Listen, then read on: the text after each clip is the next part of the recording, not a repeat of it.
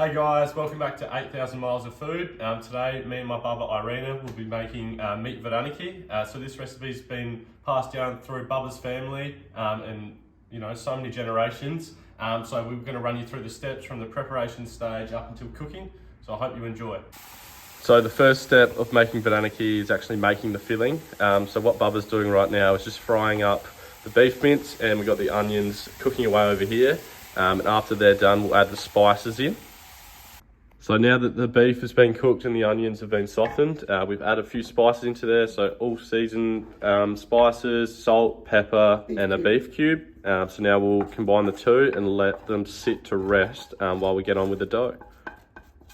All right, so now we're up to making the dough stage. So over here we've got a traditional dough board. So this has been passed down from my Bubba's mum. And now she used that to make a bigger scale of Vareniki. It's just easier to make a larger quantity with the size of the board. So we've got a kilo of plain flour and a couple of eggs. So we'll start to whisk that through now, and then we'll make it on the board. So we'll add a little bit of warm water into the eggs, and we also added a tablespoon of oil. So we'll mix that through to thicken up the flour, and then we'll transfer it over to the board.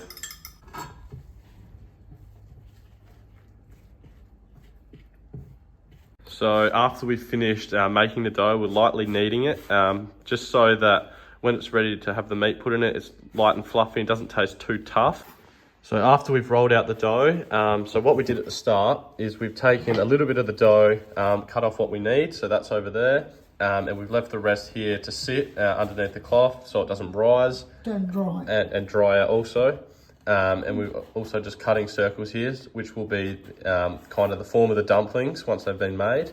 Okay, so now that the mince and the onions have cooled down, we'll be adding an egg just so it binds. We have to make sure that it was really cool, otherwise the egg will scramble. So this binds the meat and the mince so that when it goes in the dumplings, it stays together and rather doesn't crumble everywhere, also when you're boiling too. So now we're putting the meat into the dumplings. So you take a little teaspoon of minced meat here, a little bit of flour, and make sure you combine the edges. And the dough for meat Vareniki are actually a little bit thicker so it doesn't split because the meat content is a little bit heavier. So you've got to make sure you really press it in.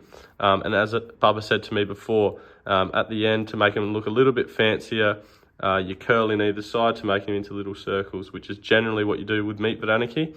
And the cabbage, cherry, and potato ones you probably just leave in little semicircles. So we've now completed making the actual dumplings themselves. So we've got 25 here. So Bubba's just browning off the pan because we're going to serve them with spring onion and bacon. So just getting that ready, and the water's boiling for the dumplings to go in.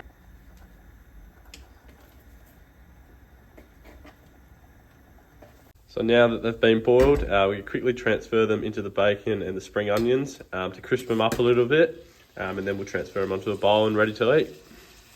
So now that they've been finished, we top them with more spring onion and a little bit more bacon. You can put sour cream on it if you do like, but that's not my preference personally, so smash noho. Hope you enjoyed that. I want to thank Bubba for that. It's a long and tiring process, but we did it quickly today with 2 people, so that's always good. And I hope you guys can try it at home. It's pretty easy to emulate, a little bit fiddly when you haven't done it, like me. But yeah, have a crack at it. Smash novel.